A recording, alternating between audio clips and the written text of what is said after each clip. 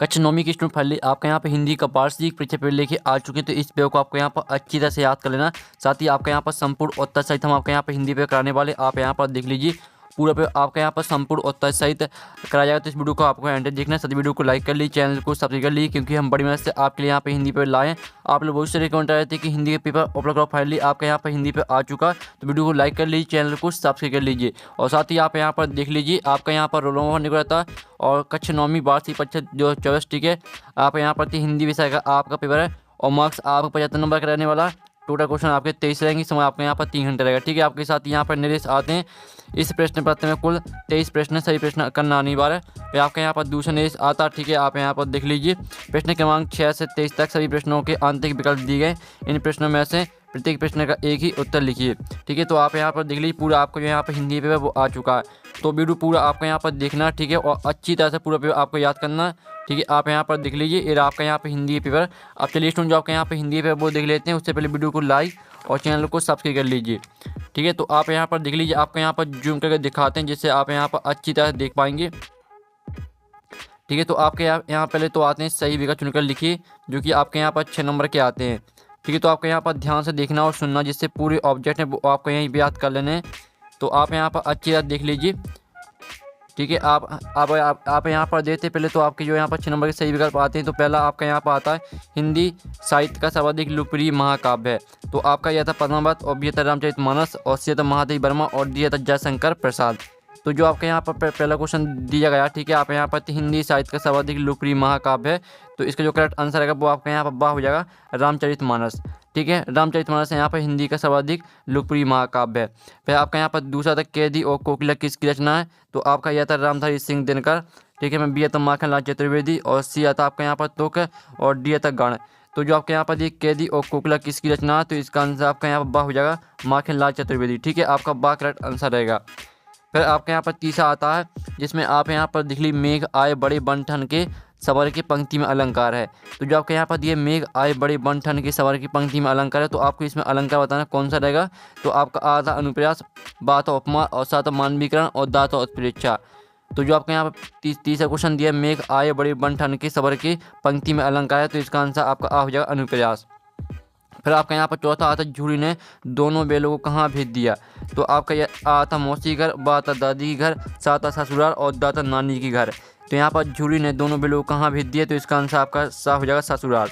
अब आता आपका यहाँ पाँचवा। तो पाँचवा आप यहाँ पर तो मुँह की खाना का अर्थ है।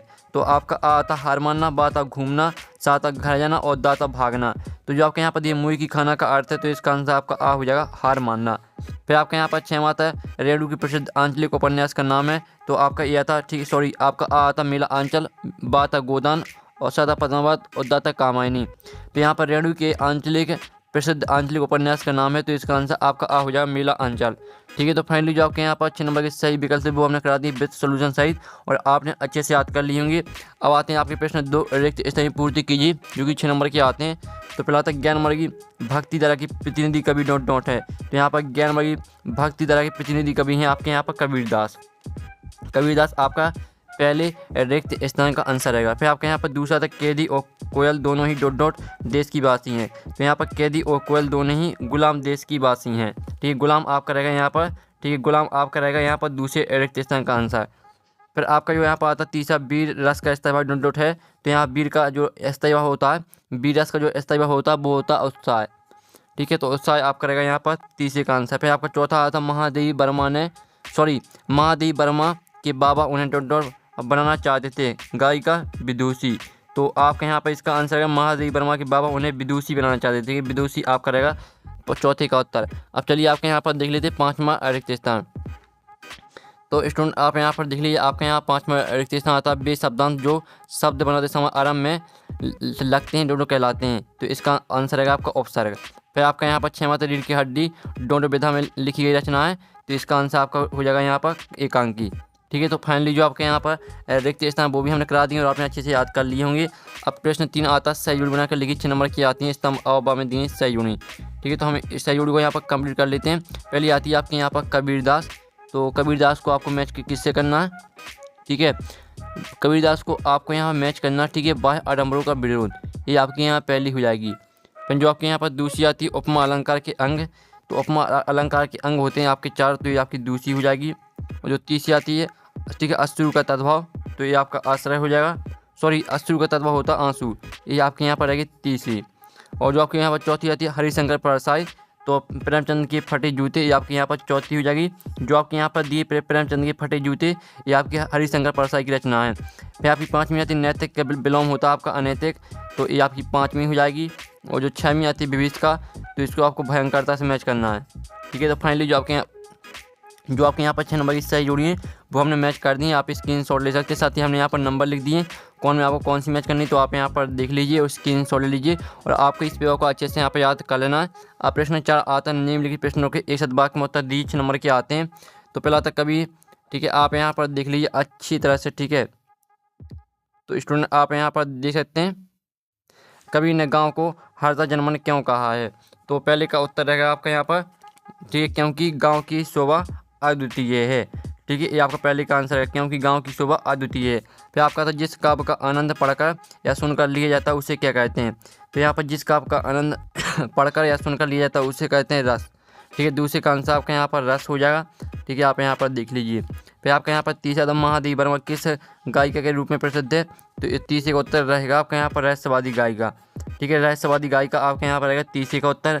फिर आपका चौथा आता है किसी कार्य को करने या होने का बोध कराने वाले शब्द क्या कहलाते हैं, तो यहाँ पर किसी कार्य को करने या होने का बोध कराने वाले शब्द कहलाते हैं क्रिया। चौथे का उत्तर आपके यहाँ पर क्रिया हो जाएगा। ठीक है, फिर आपका जो पाँचवा आता है लोक में पान वाले की बिक्री अचानक क्यों बढ़ गई थी, तो पाँचवें का उत्तर रहेगा आपका बाढ़ के कारण। ठीक है, बाढ़ के कारण आप रहेगा पाँचवें का उत्तर। जो आपका छठवां आता है लोक प्रचलित उक्ति क्या कहलाती है, तो यहाँ पर लोक में प्रचलित उक्ति कहलाती है आपकी लोक उक्ति। तो आप यहाँ पर देख लीजिए, ये आपके यहाँ पर एक शतवाक्य में होता है सॉल्यूशन, तो आप स्क्रीनशॉट ले सकते हैं। ठीक है, क्योंकि पहले का आंसर है क्योंकि गांव की शोभा अद्वितीय है, दूसरे का आंसर आपका रस हो जाएगा, तीसरे का आंसर आपका रहस्यवादी गायिका, चौथे होता है आपकी क्रिया, और पाँचवें होता है आपका बाढ़ के कारण, और छठवें होता है आपका लोकोक्ति।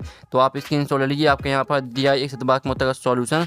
अब चलिए आपके यहाँ पर प्रश्न 5 आता सत असत का चयन करके लिखिए। 6 नंबर के आते हैं, तो पहला आता कबीर एक समाज सुधारक थे, तो जो आपका पहला रहेगा वो सत्य रहेगा। ठीक है, फिर आपका दूसरा आता संजय भावी संख्या 35 है, तो जो आपके यहाँ पर दूसरा भी आपका दूसरा रहेगा असत्य। और तीसरा आता मंगोला को मुँह लाल होता है, तो तीसरा आपका सत्य रहेगा। जो चौथा आता कहानी गद्य की गुण विधा में आती है, तो जो आपका रहेगा चौथा रहेगा आपका सत्य। ठीक है, आप चलिए आपका जो पाँचवा सत्य असत्य वो देख लेते हैं। तो स्टूडेंट आपका यहाँ पाँचवा आता है, आप यहाँ पर अच्छे देख लीजिए पाँचवा। ठीक है, भूपति में ती उपसर्ग है, तो आपका पाँचवा रहेगा असत्य। ठीक है, आप यहाँ पर देख सकते हैं भूपति में भू उपसर्ग है, ती नहीं है, तो पाँचवा असत्य रहेगा। यहाँ पर छठवां आता लेख का मृदुला गर्ग की तीसरी नंबर की बहन का नाम चित्रा था, तो छठवां आपका वो सत्य रहेगा। ठीक है, आप यहाँ पर देख लीजिए, आपका यहाँ पर सत्य असत्य का सॉल्यूशन, तो आप यहाँ पे स्क्रीनशॉट ले लीजिए। पहला आपका सत्य है, दूसरा असत्य, तीसरा सत्य, चौथा सत्य, पाँचवा असत्य और छठवां सत्य। ठीक है, आपका यहाँ पर सत्य असत्य का सॉल्यूशन है, तो स्क्रीनशॉट ले लीजिए। अब आते हैं आपके यहाँ पर क्वेश्चन, तो आपका क्वेश्चन चाहिए था कवि पंत ने गाँव को मरकत डिब्बे सबकुला क्यों कहा, लिखिए। अथवा था मानसरोवर से कबीरदास का क्या आशा है। फिर आपके यहाँ पर सातवां था भक्ति काल की दो कवि एवं प्रत्येक की दो रचनाओं के नाम लिखिए। अथवा था नई कविता की दो कवियों के नाम एवं उनकी एक रचना के नाम लिखिए। जो इनके अंश है वो भी हम बताने वाले। फिर आपका आठवां था छायावाद की दो प्रमुख विशेषताएं लिखिए।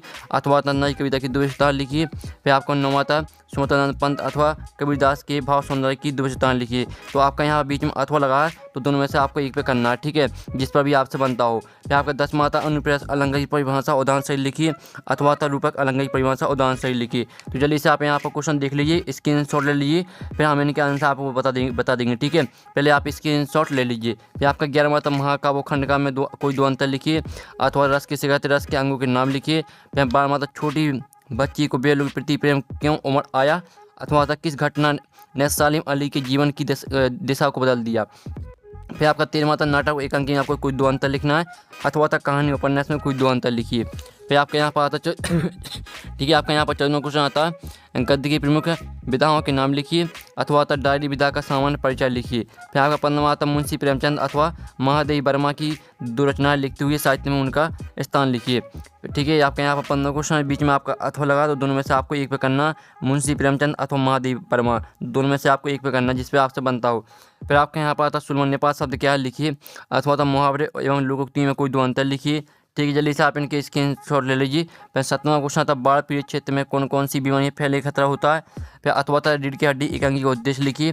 फिर आपका 18वां क्वेश्चन आता है जिसमें आप यहाँ पर देख लीजिए निम्नलिखित काव्यांश का संदर्भ प्रसंग सहित भावार्थ लिखिए। तो आप यहाँ पर देख लीजिए मनुष्य हो तो वही रस खानी, ठीक है, इस तरह से दिया तो पूरा आपको पढ़ लेना। इस साथ ही इसका अर्थ देख लीजिए, इनका आपका यहाँ पर संदर्भ प्रसंग सहित आपको भावार्थ लिखना है। ठीक है, फिर आपका यहाँ पर 19वां आता है, तो 19वां आता निम्नलिखित गद्यांश की संदर्भ प्रसंग सहित व्याख्या लिखिए। तो ये आपका गद्यांश आता दोनों बैलों का ऐसा अपमान कभी नहीं हुआ था, इस तरह से दिए तो आपको दोनों को पढ़ लेना। अच्छे से स्क्रीनशॉट ले लीजिए। ठीक है, अगर आपसे ऊपर का नहीं बनता तो आप अथवा कर सकते हैं, और आपसे अथवा का नहीं बनता तो ऊपर कर सकते हैं। ठीक है, आपको संदर्भ प्रसंग सहित व्याख्या लिखनी है। फिर आपके यहाँ पर आता है 20वां छोटा परिवार सुखी परिवार, विषय पे एक अनुच्छेद लिखिए। ठीक है, और इसका जो अथवा आता है तो अथवा आप यहाँ पर देख लीजिए एक आदर्श विज्ञापन की 3 विशेषताएं लिखिए। फिर आपका 21वां आता है निम्नलिखित गद्यांश को पढ़कर नीचे लिखिए प्रश्नों का उत्तर लिखिए। तो ये आपका यहाँ पर गद्यांश आता है। ठीक है, लोक साहित्य में लोकगीतों का विशेष स्थान है। एक गीत व्यक्ति विशेष के ना होकर समूह के होते हैं। ठीक है, इस तरह से दिया पूरा आपको पढ़ना 4 नंबर का रहेगा। इसके 3 आपके यहाँ पर क्वेश्चन आते हैं, तीनों क्वेश्चन के आंसर आपको इसी गद्यांश से मिल जाएंगे, सिर्फ आपको गद्यांश को ध्यान से पढ़ना है। फिर इसका अगर आपसे यहाँ पर गद्यांश नहीं बनता तो इसका जो अथवा आता है वो आपका यहाँ पर काव्यांश आता है। ठीक है, तो आप यहाँ पर काव्यांश कर सकते हैं। आपसे गद्यांश नहीं बनता है, इसमें भी आपको यही करना, सिर्फ आपको यहाँ पर काव्यांश को ध्यान से पढ़ना है।